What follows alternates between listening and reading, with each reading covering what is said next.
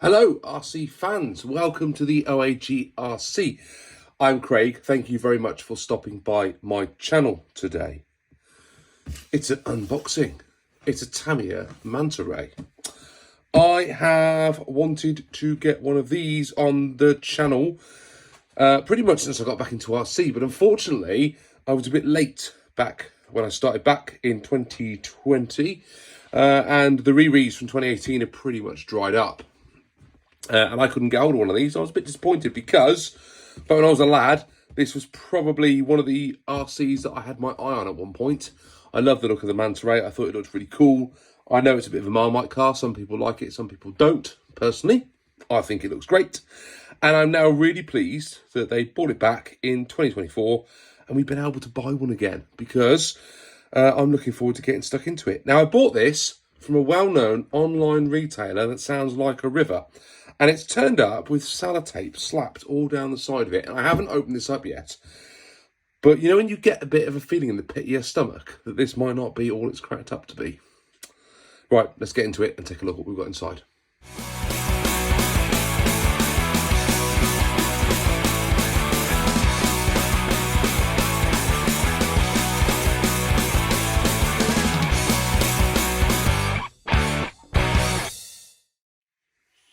So, here it is, untouched, just opened. And what those of you who are used to unboxing Tamiyas will realise is that is never on the top of the kit. The box, unfortunately, is busted up and busted up in the corner. And I have a horrible feeling that this is a returns kit. Which probably means that someone's had something out of this kit and sent it back, unfortunately. And the people that have received it back have not realised that something's wrong with it. And they've boxed it back up and shipped it back out to somebody. And that is a real problem if I am right. And I think I might be. So that being on the top is worrying because the instructions are usually the last thing on the bottom. So we'll just put these over here for a second. What have we got in the kit? We've got some tyres. Manta Ray re tyres. It wouldn't be opening and unboxing without a celebratory. Ooh, they are bike shop smell. That smells very much like walking into a BMX shop back when I was a kid. Nice, very, very good blend. These tyres specifically, though, I've not seen these before. Just looking around my other models. They're similar to the... Could be similar to the ones that are on the Thunder Dragon, maybe. I don't know. I think they look a bit unique, actually. I've seen those before. Let me know in the comments if you know whether or not the Manta Ray has some specific tyres. We've got those disc wheels. They look pretty groovy. You get some little decals to go on those. Very, very cool. I've just noticed that I do have some tyres that are a bit like those. There. Those are the ones that I've got that go on the Madcap. And they're the same super ones. And they're the same ones that are on the DTO 2. So they are standard tyres. We've got our Manta Ray body, which I've already noticed something slightly wrong with that, and that is the top of it scratched there. That's a bit of a problem. I do have a wing, which is good. So at least we've got the body, at least, and we do have the wing. Let's try and get all that back in there nice and neatly. So we've got our tyres, we've got our wheels, and we've got a body. That's a good start. We've got a chassis plate there. So the only other chassis that I've built like this one, the DFO1, is the Top Force Evo. That came with a carbon plate, not a chassis. So that's quite cool.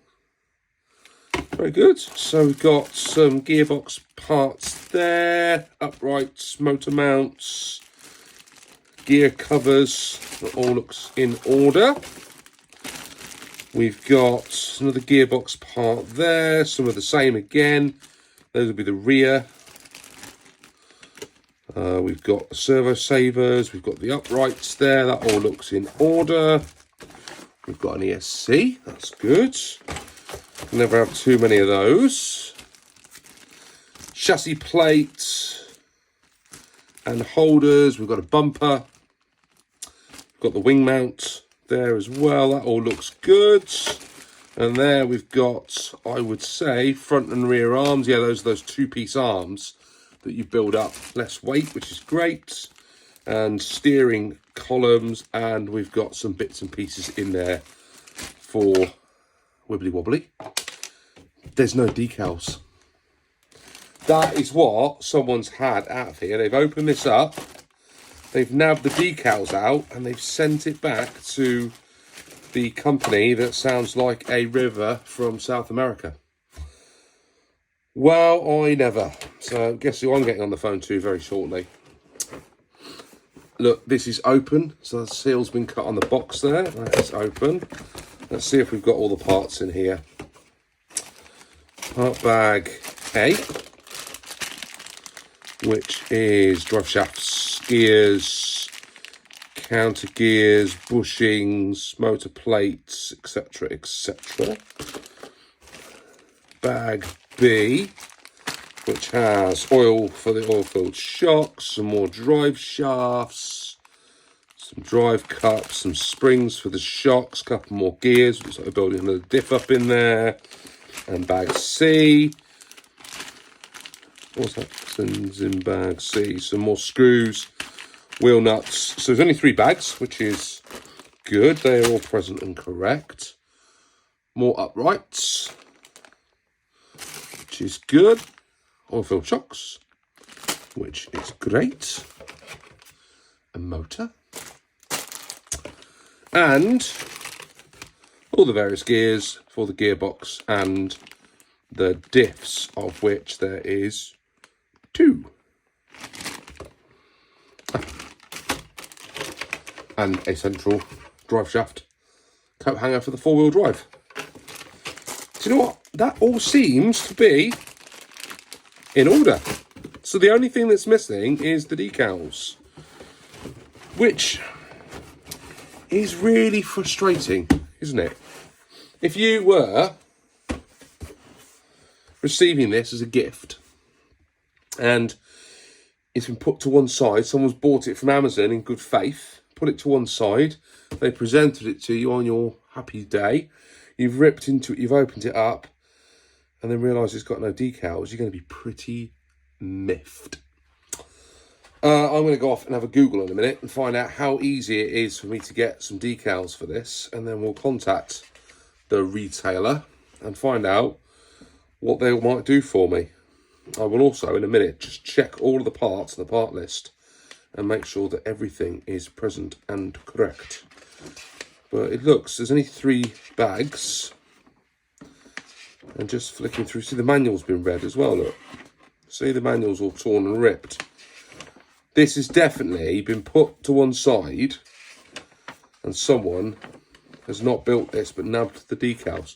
I do wonder a little bit whether this is even one of the original re-res from 2018 rather than a re-re recently. I've got no way of checking. I suppose it's not a Tamiya ESC, it's a Carson one by the looks of it. So that probably is the giveaway that it isn't a 2008 re-re, because otherwise it would have the Tamiya ESC in there. But it's still pretty annoying that that's where we've got to. If only I had another kit to unbox that would take the shine, put the shine back on this. Should we have a look at what's inside that one? So in between part A and part B of this double unboxing, I have contacted said retailer and they have offered me some money off that box and apologised that they have actually sent me out a return. And I have been able to source some decals for around about £15. So actually, I'm quids in at the minute because everything I need is there. I've checked the manual. Everything that I need is there. And a set of decals will cost me less than the discount that the retailers give me. So I'm pretty happy. It's a bit of a win for me. I'm not precious about boxes. Look at this. Lancia 037 on the TA02S. So you guys will know from me flicking through the Tamiya brochures over the last couple of years, this is a kit that I've had my eye on, and I managed to score it on a Black Friday deal, which I was really pleased about. So, yeah, everyone's been telling me the TA02 is a great chassis for rallying. This is the S. Mark has done some videos on this. There's quite a few people out there that have built these up and put them on the internet. I will maybe eventually get around to doing that. But because we're doing a double unboxing, I thought it would be really nice for you guys to see what you get inside the Lancia 037 kit. Because this is a really full kit.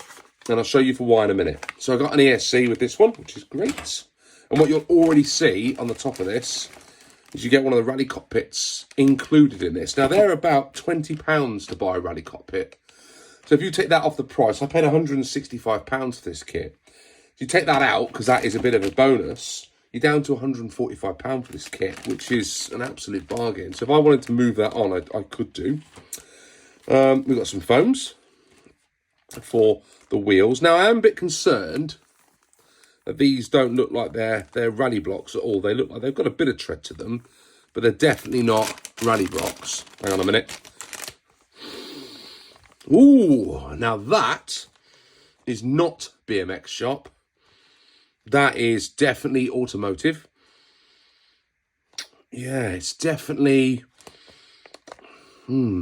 licorice with a little bit of ash. Very nice. Very nice indeed. Okay, Phil, you'd be very proud of those. They're a good vintage. We got some shiny wheels. Now, they will be a problem rallying because I've got a feeling we'll chip the paint off of those. But hey-ho. Hey-ho. We've got the windows for the body shell. That's pretty cool. I like that. And this particular kit comes with a hard body. And I've not had, other than the lunchbox, I don't have many kits with hard bodies. So I look forward to doing something special with this one. I haven't done a hard body shell car for some time. And I really want to make this one look good. Because, well, I'm quite enjoying building the rally cars at the minute. So I want to try and do something slightly different. I don't think we'll go box art with the colour. We might go something subtly different. But more on that in another video when we come to build it. So the body shell. We have got all of the extra bits of trim that goes with the body shells. Light buckets and 2 sets of driver heads. I'm not going to get all of this out. And there's the lights to go in the light buckets. We've got some arms there and some body mounts by the looks of it. Very good. We've got gearbox casings, which are in a nice silver colour. And we've got some uprights there and some steering servo parts. Then we've got some chassis plates, a bumper. Hey, all looks very similar, doesn't it, to the DF01 that we've just looked at, the Manta Ray. That's because these two cars share quite a few of the same body parts. Look at that. Very, very, very similar. And actually, look at that, very similar. That doesn't have the webbing that was in the DF01. That had sort of a cross hatch on the chassis plate, but it's very, very similar. Now this is a massive front bumper. Look at the size of that bad boy. And we've got some more body mounts and bits and pieces in there. So that's pretty cool. And in this one, we absolutely do have some decals down there with the manual. So this, unlike the one that I showed you a minute ago, is more complete. And then we've got our lovely big bag of parts. I would suggest, I'm not going to open this up, but similar gears. We've got our motor. We've got some uprights in there. And then we've got bag A, bag B, bag C. And just looking at what's in those bags, they are incredibly similar to what we saw a minute ago in the Manta Ray. And that's because these two do share an awful lot of the same components. So this is like a rally version of that chassis. And that is why I wanted to get it, because ultimately these are all very, very similar to the Top Force. And as you all well know, I love my Top Force. What I've just realised is this doesn't go back in the box. My repacking of Tamiya kits, once I've done an unboxing, is pretty poor. We'll just have to go with that. It's going to go on the shelf for a little bit anyway. I don't know when I'm going to get around to building this one. The Manta Ray will happen very, very, very soon.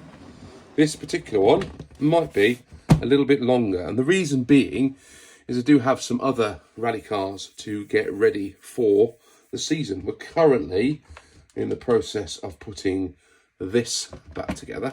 In fact, let's get the box out of the way. And I will show you what I'm currently putting back together. This is the MF 01X chassis. And I have put it back to rally height. I have taken out the ESC that I used for the speed runs and replaced it with a regular, as a Tamiya ESC that I've got in there. Put a regular silver can back in the boot. And then underneath, we've got some reinforced arms that I picked up from, I can't remember where I got those from now. Those from somewhere. And what I'm currently in the process of doing is starting to build up these aluminium dampers, which will go on instead of these kit ones, which are friction shocks. And what we've got then is another rally chassis. I've changed the wheels back to the rally tyres, and we are ready to rock and roll. And what we're going to be doing is pitting all of the rally cars against each other. But what I've tried to do is go down and tune each motor using the settings on the transmitter to try and get them all so they're very, very similarly matched in terms of speed.